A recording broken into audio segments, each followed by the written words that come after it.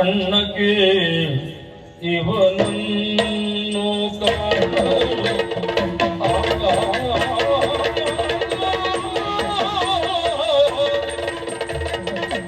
ಅಣ್ಣಗೆ ಇವನನ್ನು ಕಾಣಲು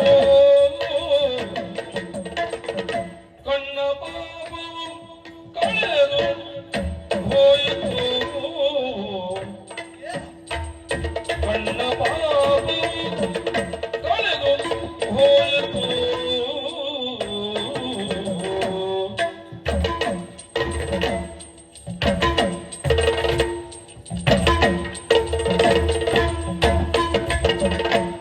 ತಣ್ಣಗಾಯಿತು ಹೊರದ ಹೊರಗೆಯು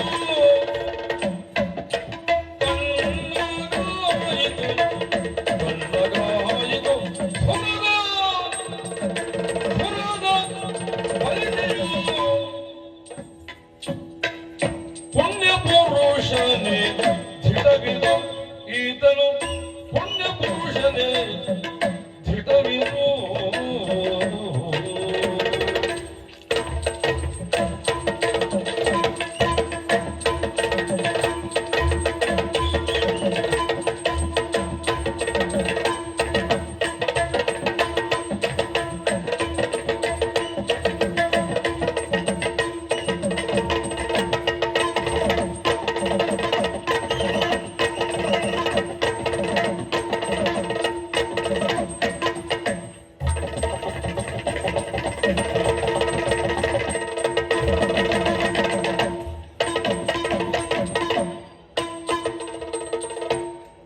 ಕಣ್ಣಗಾಯಿತು ಹೊರದ ಬಾಯಾಗಿಯು ಪುಣ್ಯ ಪುರುಷನೇ ಧಿಡವಿದು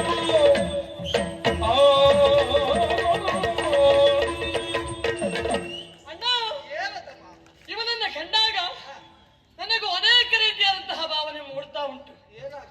ಅಣ್ಣ, ನಾವಿದ್ದದ್ದು ಆಶ್ರಮ ಪ್ರದೇಶದಲ್ಲಿ. ನಾವು ತಪ್ಪನ್ನು ಮಾಡಿದ್ದೇವೇನೋ? ಇದು ತನಕ ತಪ್ಪನ್ನು ಮಾಡಿದವರಿಲ್ಲ. ತಪ್ಪು ಅನ್ನುವಾಗ ನಾವು ಮಾಡುವುದಕ್ಕೆ ಸಾಧ್ಯ ಉಂಟು. ಹಾಗಂತ ಬೇರೆಯವರು ಮಾಡಿದಂತಹ ತಪ್ಪನ್ನ ಕಣ್ಣಾರೆ ಕಂಡ್ರೆ ಅದಕ್ಕೆ ಕಣ್ಣ ಪಾಪ ಅಂತ ಕರೀತಾರೆ. ಆ ಕಣ್ಣ ಪಾಪವೂ ಸಹ ಇಂತಹ ಮಹಿಮಾತ್ಮಿತನನ್ನು ಕಂಡಾಗ ದೂರ ಹೋಗ್ತದೆ ಅಂತೆ. ಅಂತಹ ಇವರಲ್ಲಿ ಮಹಿಮಾನ್ವಿತ ಪುರುಷನಲ್ಲಿ ಯುದ್ಧ ಮಾಡುವುದು ಸರಿಯಲ್ಲ ಅಣ್ಣ. ನನಗೂ ಯುದ್ಧ ಮಾಡುವ ಮನಸ್ಸಿಲ್ಲ. ಮಾಡಿದ್ದು ಮಾಡಿದ್ದೇವೆ, ತಪ್ಪಾಯ್ತಂತೆ. ತಪ್ಪಾಯ್ತು ಎನ್ನುವುದಾಗಿ ಪಾದಬುಡದಲ್ಲಿ ಬಿದ್ರೆ ಇವ ನಮ್ಮನ್ನು ರಕ್ಷಿಸ್ತಾನೆ. ತಡ ಮಾಡುವುದಕ್ಕೆ ಎಂತಹ ಕಾರ್ಯವನ್ನು ಮಾಡಬೇಕು ಆಗ್ತಾ ಇದ್ದೀನಿ. ಒಮ್ಮೆ ಅವನನ್ನ ಕಂಡಾಗ ಭಾವೋದ್ವೇಗಕ್ಕೆ ಒಳಗಾದದ್ದು ಸತ್ಯ. ಹಾಗಂತ ಬಂದಿರುವವರು ವಿರೋಧಿಗಳು. ನಮ್ಮ ವಿರೋಧಿಗಳಾಗಿ ಯಾರೇ ಬರಲಿ ಅವರನ್ನು ಎದುರಿಸುವುದು ನಮಗೆ ಸಿದ್ಧಾಂತವಾಗಿದೆ. ಗುರುಗಳು ಆಡಿದ ಮಾತನ್ನ ಕೇಳಿರುವ ವಿರೋಧಿಗಳೊಡನೆ ನಾವು ಹೋರಾಟ ಮಾಡುವಾಗ ಧೃತಿಗೆಡಬಾರದು ಎನ್ನುವ ಹಾಗೆ ಗುರುಗಳೇ ಹೇಳಿದ್ದಾರೆ. ಮತ್ತ್ಯಾಕೆ ಅವನನ್ನ ಕಂಡಾಗ ಯಾಕೆ ಈ ರೀತಿ ಮಾಡುವುದು? ಸರಿ ಅಲ್ವೇ ಅಲ್ಲ? ಅವ ನಮಗೆ ವಿರೋಧಿ ಅಲ್ವಾ? ಪ್ರಯೋಗಿಸುವ ಬಾಳ